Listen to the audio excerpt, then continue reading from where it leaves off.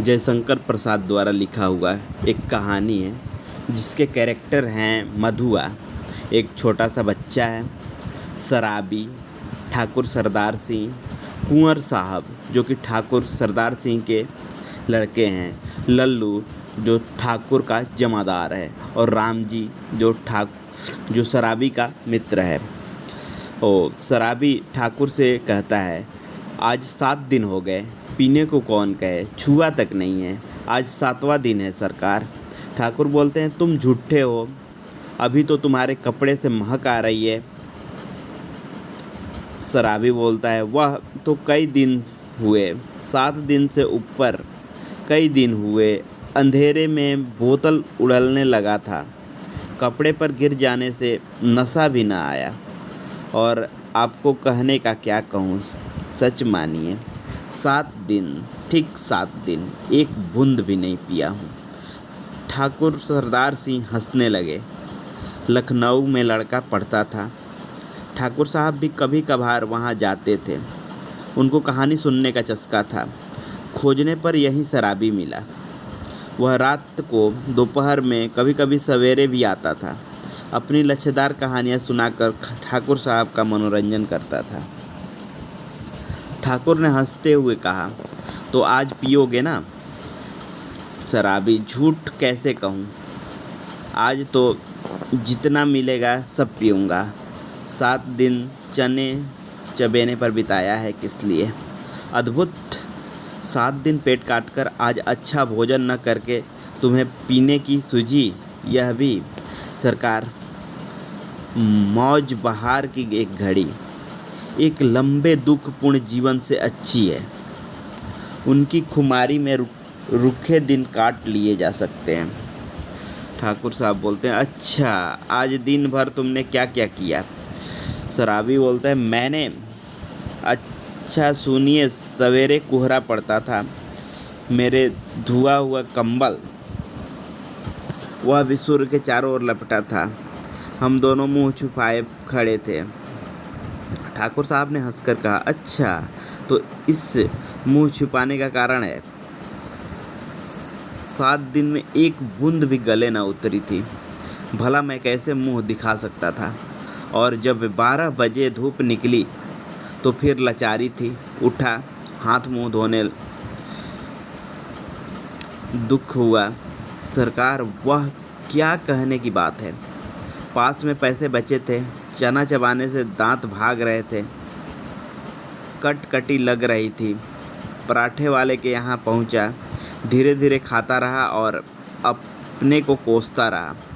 फिर गोमती के किनारे चला गया। घूमते घूमते अंधेरा हो गया, बूंदें पड़ने लगी, तब कहीं भाग के आपके पास आ गया हूँ।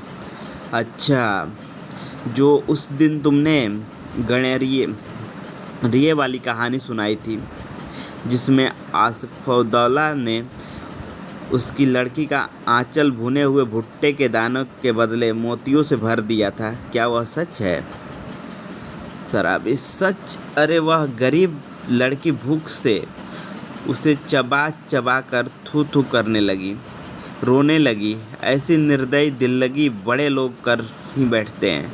सुना है श्री रामचंद्र ने भी हनुमान जी से ऐसा ही कहा। ठाकुर साहब ठठका कर हंसने लगे, पेट पकड़कर हंसते हंसते लौट गए। सांस बटोरते हुए संभल कर बोले, और बड़प्पन कहते किसको हैं? कंगाल तो कंगाल, गद्दी लड़की, भला उसने कभी मोती देखे थे? चबाने लगी होगी। मैं सच कहता हूँ, आज तक तुमने जितनी कहानियाँ सुनाई, सब में बड़ी टीस थी। शहजादों के दुखड़े, रंग महल की अभागिनी बेगमों के निष्फल प्रेम, करुण कथा और पीड़ा से भरी हुई कहानियाँ ही तुम्हें आती है। पर ऐसा हंसाने वाला कहानी सुनाओ, मैं अपने सामने ही बढ़िया शराब पिला सकता हूँ। सरकार, बूढ़ों से सुने हुए नवाबी के सोने से दिन, अमीरों की रंगरेलियाँ दुख भरी आहे, राजमहलों में घूल घूल कर मरने वाली बेगमें, अपने आप सिर में चक्कर काटती रहती हैं। मैं उनकी पीड़ा से रोने लगता हूँ। अमीर कंगाल हो जाते हैं, बड़े बड़ों के घमंड चूर होकर धूल में मिट जाते हैं। तब भी दुनिया बड़ी पागल है। मैं उनके पागलपन को भुलाने के लिए शराब पीने लगता हूँ सरकार, नहीं तो यह बुरी बला कैसे अपने गले लगाता। ठाकुर साहब उगने लगे थे। अंगीठी में कोयला दहक रहा था। शराबी सर्दी से ठिठुरा जा रहा था।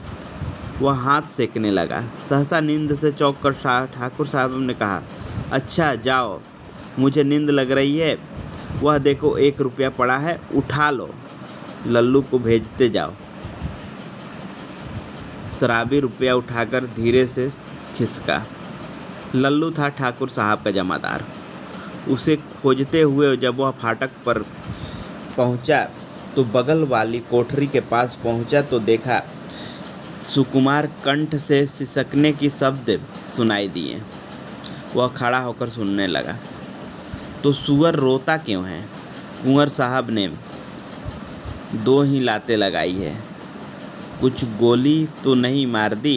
कर्कश स्वर से लल्लू बोल रहा था, किंतु उत्तर में सिसकियों के साथ एकाध हिचकी ही सुनाई पड़ रही थी।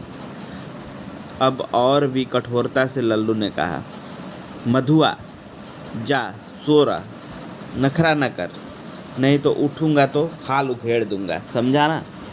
शराबी चुपचाप सुन रहा था। बालक की सिसकी और बढ़ने लगी।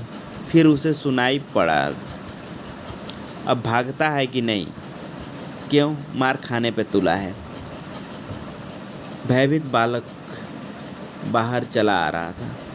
शराबी ने उसके छोटे से सुंदर गोरे मुंह को देखा। आंसू की बूंदें ढुलक रही थी। बड़े दुलार से उसका मुंह पोंछते हुए उसे लेकर वह फाटक के बाहर चला आया। 10 बज रहे थे। कड़ाके की सर्दी थी। चुपचाप दोनों चलने लगे। शराबी की मौन सहानुभूति को उस छोटे से सरल हृदय ने स्वीकार कर लिया। वह चुप हो गया। अभी वह एक तंग गली पर रुका ही था कि बालक के फिर से सिसकने की आहट आने लगी। वह झिड़क कर बोल उठा, अब क्या रोता है रे छोकरे? मैंने दिन भर से कुछ खाया नहीं है। कुछ खाया नहीं? इतने बड़े अमीर के यहाँ रहता है और दिन भर तुझे खाने को नहीं मिलता? यही कहने तो मैं गया था जमादार के पास। मार तो रोज ही खाता हूँ, आज तो खाना ही नहीं मिला। कुंवर साहब का ओवरकोट लिए खेल में दिन भर साथ रहा। 7 बजे लौटा तो और भी 9 बजे तक कुछ काम करना पड़ा। आटा रख नहीं सका, रोटी बनती तो कैसे? जमादार से कहने गया भूख की बात। कहते कहते बालक के ऊपर से उसकी दीनता और भूख ने एक साथ ही जैसे आक्रमण कर दिया। वह फिर हिचकियाँ लेने लगा। शराबी उसका हाथ पकड़कर घसीटते हुए गली में ले चला गया। एक गंदी कोठरी का दरवाज़ा ढकेल कर बालक को उसके भीतर पहुंचा दिया। टटोलते हुए सलाई से मिट्टी की ढेबरी जलाकर वह फटे कंबल के नीचे से कुछ खोजने लगा। एक पराठे का टुकड़ा मिला। शराबी उसे बालक के हाथों में देकर बोला, तब तक तू इसे चबा, मैं तेरा गड्ढा भरने के लिए कुछ और ले आता हूँ। सुनता है रे छोकरे? रोना मत, रोएगा तो खूब पीटूंगा। मुझसे रोने से बहुत बड़ा बैर है। पाजी कहीं का मुझे भी रुलाने का। शराबी गली के बाहर भागा। उसके हाथ में 1 रुपया था। 12 आने का एक देसी आधा और 2 आने की चाय और 2 आने की पकौड़ी। नहीं, आलू मटर अच्छा न सही, 4 आने का मांस ही ले लूँगा। पर यह छोकरा, इसका गड्ढा जो भरना होगा, यह कितना खाएगा और क्या खाएगा? ओह, आज तक मैंने दूसरों के खाने का सोच विचार किया ही नहीं। तो क्या ले चलूं? पहले एक अद्धा तो ले लूँगा। इतना सोचते सोचते उसकी आंखों पर बिजली के प्रकाश की झलक पड़ी। उसने अपने को मिठाई की दुकान पर खड़ा पाया।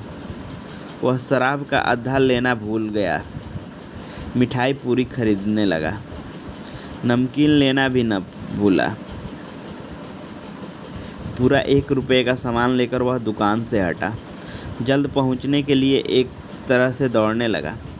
अपनी कोठरी में पहुंचकर उसने दोनों की पात्र बालक के सामने सजा दी। उसकी सुगंध से बालक के गले में एक तराहट पहुंची। वह मुस्कुराने लगा। शराबी ने मिट्टी की गगरी से पानी उड़ेलते हुए कहा, नटखट कहीं का, हंसता है? सोधी बात नाक से पहुंची न, ले खूब ठूस ले, और फिर रोया तो पीटूंगा। दोनों ने बहुत दिन पर मिलने वाले 2 मित्रों की तरह साथ बैठकर भरपेट खाना खाया। सीली जगह में सोते हुए बालक ने शराबी का पुराना बड़ा कोट ओढ़ लिया था।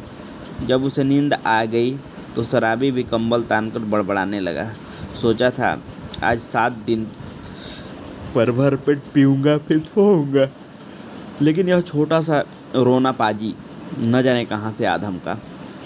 एक चिंतापूर्ण आलोक में आज पहले पहल शराबी ने आंख खोलकर कोठरी में बिखरी हुई दरिद्रता की विभूति को देखा, और देखा कि उस घुटनों से ठुड्डी लगाए हुए निरीह बालक को उसने तिलमिलाकर मन ही मन प्रश्न किया, किसने ऐसे सुकुमार फूल को कष्ट देने के लिए निर्दयता की सृष्टि की? आह रे नियत, अब इसको लेकर मुझे घर बारी बनाना पड़ेगा क्या? दुर्भाग्य जिसे मैंने कभी सोचा भी न था। मेरी इतनी माया ममता जिस पर आज तक केवल बोतल का ही पूरा अधिकार था, इसका पक्ष क्यों लेने लगी? इस छोटे से पाजी ने मेरे जीवन के लिए कौन सा इंद्रजाल रचने का बीड़ा उठाया है? तब क्या करूं? कोई काम करूं? कैसे दोनों का पेट चलेगा? नहीं भगा दूंगा इसे, आंख तो खोले। बालक अंगड़ाई ले रहा था। वह उठ बैठा। शराबी ने कहा, ले उठ, कुछ खा ले, अभी रात का बचा हुआ है, और अपनी राह देख। तेरा नाम क्या है रे? बालक ने सहज हंसी हंसकर कहा, मधुआ। भला हाथ मुंह भी न धोऊं, खाने लूँगा और जाऊँगा कहाँ? कहाँ बताऊँ किसे कि चला जाए? कह दूँ कि भाड़ में जा, किंतु वह आज तक दुख की भट्टी में जलता ही तो रहा है। तो वह चुपचाप घर से झल्लाकर सोचता हुआ निकला, ले पाजी, अब यहाँ लौटूंगा ही नहीं, तू ही इस कोठरी में रह। शराबी घर से निकला, गोमती किनारे पहुँचा, पर उसे स्मरण हुआ कि वह कितनी ही बातें सोचता आ रहा था, पर कुछ भी सोच न सका। हाथ मुंह धोने में लगा। उजली धूप निकल आई थी। वह चुपचाप गोमती की धारा को देख रहा था। धूप की गर्मी से सुखी होकर वह चिंता भुलाने का प्रयत्न कर रहा था कि किसी ने पुकारा, भले आदमी रहे कहाँ, सालों पर दिखाई पड़े, तुमको खोजते खोजते मैं थक गया। शराबी ने चौंक कर देखा। वह कोई जान पहचान का तो मालूम होता था, पर कौन है यह ठीक ठाक न जान सका। उसने फिर कहा, तुम्ही से कह रहा हूँ, सुनते हो? उठा ले जाओ अपनी शान धरने की कल, नहीं तो सड़क पर फेंक दूंगा। एक ही कोठरी है जिसका मैं 2 रुपये किराया देता हूँ, उसमें क्या मुझे अपना कुछ रखने के लिए नहीं है? ओहो, शराबी को याद आया, ओह राम जी तुम हो भाई, मैं भूल गया था, तो चलो आज ही उसे उठा लाता हूँ। कहते हुए शराबी ने सोचा, अच्छी रही, उसी को बेचकर कुछ दिनों तक काम चलेगा। गोमती नहाकर राम जी पास ही अपने घर पर पहुँचा। शराबी की कल देते हुए उसने कहा, ले जाओ, किसी तरह मेरा इससे पिंड छूटे। बहुत दिनों पर आज उसको कल ढोना पड़ा। किसी तरह अपनी कोठरी में पहुंचकर उसने देखा कि बालक बैठा हुआ है। बड़बड़ाते हुए उसने पूछा, क्यों रे, तूने कुछ खा लिया कि नहीं? भरपेट खा चुका हूँ, और वह देखो तुम्हारे लिए भी रख दिया है, कहकर उसने अपनी स्वाभाविक मधुर हंसी से उस रुखी कोठरी को तर कर दिया। शराबी एक क्षण चुप रहा, फिर चुपचाप जलपान करने लगा। मन ही मन सोच रहा था कि यह भाग्य का संकेत नहीं तो और क्या है। चलूँ फिर सान देने का काम चलता करूं, दोनों का पेट भरेगा। वहीं पुराना चरखा फिर से सिर पड़ा। नहीं तो दोनों दो बातें किस्सा कहानी इधर उधर से कहकर अपना काम चला ही लेता था, पर अब तो बिना कुछ किए घर नहीं चलने वाला है। जल पीकर बोला, क्यों रे मधुआ, अब तू कहाँ जाएगा? मधुआ ने कहा, कहीं नहीं। यह लो। तो फिर क्या यहाँ जमा गड़ी है कि मैं खोद खोद कर तुझे मिठाई खिलाता रहूँगा? अब कोई काम करना चाहिए, करेगा? मधुआ ने बोला, जो कहो। अच्छा, तो आज से मेरे साथ साथ घूमना पड़ेगा। यह कल तेरे लिए लाया हूँ। चल, आज से तुझे सान देना सिखाऊंगा। कहाँ? इसका कुछ ठीक नहीं। पेड़ के नीचे रात बिता सकेगा ना? कहीं भी। मथुआ ने बोला, कहीं भी रह सकूंगा, पर उस ठाकुर की नौकरी न कर सकूंगा। शराबी ने एक बार स्थिर दृष्टि से देखा। बालक की आंखों में दृढ़ निश्चय की सुगंध खा रही थी। शराबी ने मन ही मन कहा, बैठे बैठाए यह हत्या कहाँ से लगी? अब तो शराब न पीने की मुझे भी सौगंध लेनी पड़ेगी। वह साथ ले जाने वाली वस्तु को बटोरने लगा। एक गट्ठर का और दूसरा कल का। 2 बोझ हुए। शराबी ने पूछा, तू किसे उठाएगा? बच्चा कहा, जिसे बोलो। अच्छा, तेरा बाप जो मुझको पकड़े तो? कोई नहीं पकड़ेगा, चलो भी, मेरे बाप कभी मर गए। शराबी आश्चर्य से उसका मुंह देखता हुआ कल उठाकर खड़ा हो गया। बालक ने गठरी लादी, दोनों कोठरी छोड़कर चल पड़े।